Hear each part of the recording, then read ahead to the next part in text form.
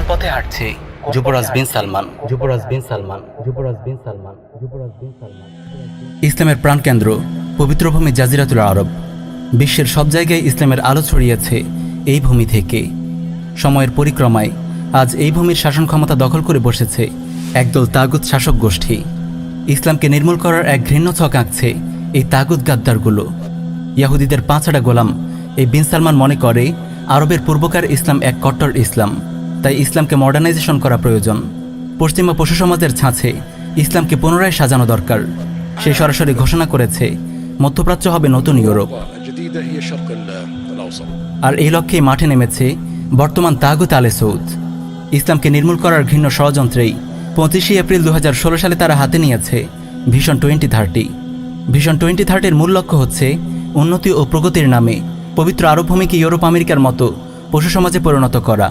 আর 2016 সালের পর থেকে আরব ভূমিতে কথিত নারী স্বাধীনতার নামে সর্বত্র নারীদের অবাধ মেলামেশার সুযোগ করে দেওয়া, নারীদের ড্রাইভিং লাইসেন্স দেওয়া, সিনেমা হল তৈরি, হজ মৌসুমে ভাড়াটে বেশ্যা গায়িকা ও নর্তকীদের এনে কনসার্টের আয়োজন করা, নারীদের পোশাক ইসলামী হতে হবে এমন বাধ্যবাধকতা তুলে নেওয়া, রাতের বেলায় কোনো অভিভাবক ছাড়াই নারীদের হোটেলে থাকার সুযোগ করে দেওয়া, স্টেডিয়ামে বসে নারী পুরুষ একসাথে খেলা দেখতে পারা সহ বিভিন্ন পদক্ষেপ আমাদেরকে এমনটাই বার্তা দেয় অচিরেই পবিত্র আরব ভূমি ইউরোপ আমেরিকার মতো পশু সমাজে রূপ নিতে যাচ্ছে।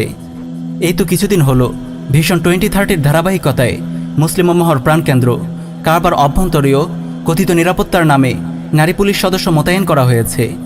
পবিত্র কারবার অভ্যন্তরে হারামাইন শরীফে প্যান্ট শার্ট পরিহিত এমন নারীদের নিয়োগ মুসলিম বিশ্বকে হতবাক করেছে। ভিশন 2030-র অন্যতম লক্ষ্য হচ্ছে শিক্ষা সিলেবাসে বিদেশি সংস্কৃতি যুক্ত করা।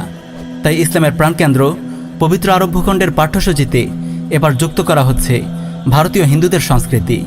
পাঠদান করা হবে রামায়ণ মহাভারতের মতো শিরকি গাল গল্প। প্রিয় দর্শক, একদিকে কসাই মোদি গুজরাট, কাশ্মীর কিংবা দিল্লিতে মুসলিমদের গণহত্যা চালাচ্ছে, অন্যদিকে ইসলামের প্রাণকেন্দ্র পবিত্র আরব ভূমিতে এই নাপাক হিন্দুদের সংস্কৃতি যুক্ত করা হচ্ছে। মুশরিক ভারতের সঙ্গে বিন সালমানের আশ্চর্য মৈত্রী স্থাপিত হয়েছে।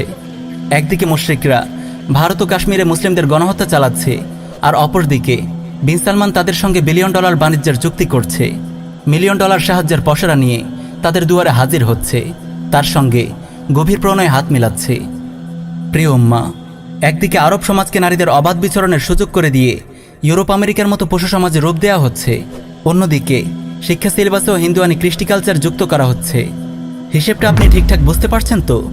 পবিত্র ভূমি আরবকে কোন দিকে নিয়ে যাচ্ছে তাগুত প্রিন্স বিন সালমান? কার ইশারায় হচ্ছে এসব? আপনি কি একটু চিন্তা করে দেখেছেন কারা পেছন থেকে কলকাঠি নাড়ছে এসবের? কোন অদৃশ্য শক্তি বিন সালমানকে পরিচালনা করছে? তবে কেমন রূপ ধারণ করতে যাচ্ছে আরবের দৃশ্য? কোন দিকে গড়াতে যাচ্ছে আরবের ভবিষ্যৎ? তবে কেমন রূপ ধারণ করতে যাচ্ছে আরবের দৃশ্য? কোন দিকে গড়াতে যাচ্ছে আরবের ভবিষ্যৎ? আরবের ভবিষ্যৎ। আরবের ভবিষ্যৎ। আরবের ভবিষ্যৎ।